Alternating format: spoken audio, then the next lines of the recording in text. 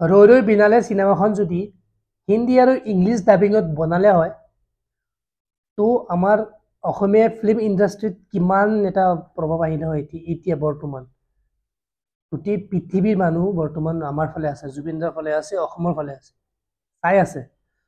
তো সেই সময়ত আৰু চবেই মানুহে গম পাই গৈছে যে জুবিনদাৰ ৰৈ ৰৈ বিনালে চিনেমা এখন আহিব। তো সেই চিনেমাখন চবেই চাবলৈ বিচাৰিব। যেনেকৈ সাব টাইটেল চাগে দিয়া আছে, ইংলিছ সাব টাইটেল দিয়া আছে, বাট ইংলিছ সাব টাইটেলত দিয়াটো আৰু যেনেকৈ কথা পাতি আছোঁ সেইটো বহুত ডিফাৰেঞ্চ হয়। তো গোটেই মানুহে চাব খুজিব ফিল্মখন।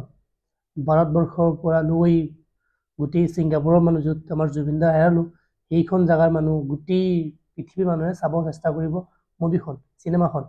তো যদি হিন্দী আৰু ইংলিছ ডাবিঙত বনালে হয় ন, মা কছম একটা বহুত বঢ়িয়া এটা হেৰি আহিলে। বৰ্তমান অসমৰ গোটেই ফিল্ম হাউচফুল হৈ আছে, হল হাউচফুল হৈ আছে।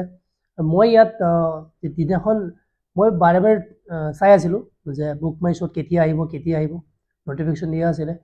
তো মই নটিফিকেশ্যনটো গম পোৱা নাছিলোঁ। পিছত যেতিয়া মই চেক কৰিছোঁ সেইটো সময়ত চেক কৰাৰ পিছত অলমষ্ট বুক 31st গোটেইখন বুক হৈ গ'ল, মই নাপালোঁ।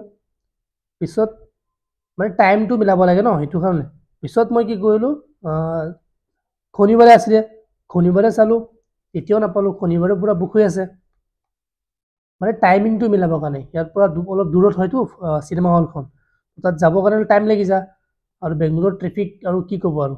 তো সেইমতে ডিউটি আমাৰ কামৰ টাইমটো আৰু সেইটো টাইম মিলাই আছিলোঁ। তো মই 31st চালোঁ।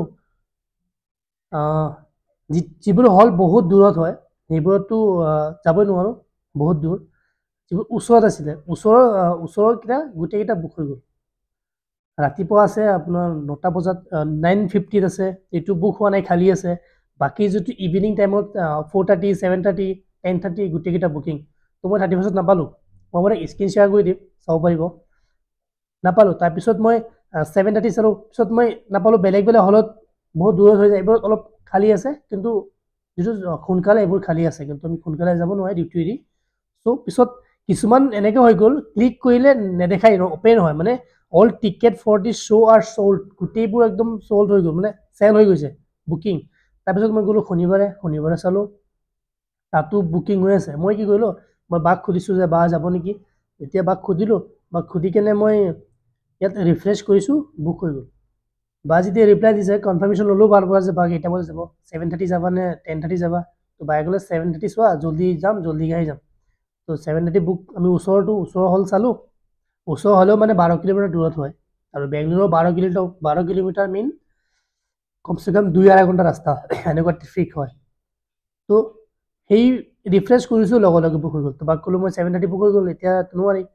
চ' 10:30 গ'লোঁ, 10:30টো নাই। তাৰপিছত মই গ'লোঁ দেওবাৰে 2 তাৰিখে আমাৰ ছুটি থাকে, ইভিনিং টাইমত আমি যাব পাৰিম। তো দেওবাৰে চালোঁ 7:30, তাতো বুক। তাৰপিছত গ'লোঁ 10:30 গৈ কেনে যেতিয়া মই চাই আছোঁ গোটেই চিট বুকিং হৈ আছে। বুকিং হোৱাৰ পিছতে মই কি কৰিলোঁ, লাষ্টৰ 2টামান চিট খালী আছিলে। তাৰপিছত তাত আমি 5জন যাম, তাৰপিছত লাষ্টৰ চিট খালী আছে।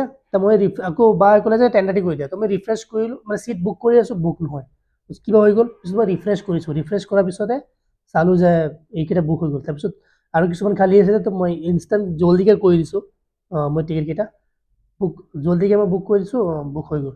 এতিয়া বৰ্তমান তাৰ এটা চিটেই খালী আছে, গোটেইকেইটা বুক হৈ গ'ল। এটা চিট মানে একদম লাষ্টত, একদম স্ক্ৰীনৰ চাওক, ইয়াতেই খালী আছে, পূৰা স্ক্ৰীনৰ তলত, একদম লাষ্ট।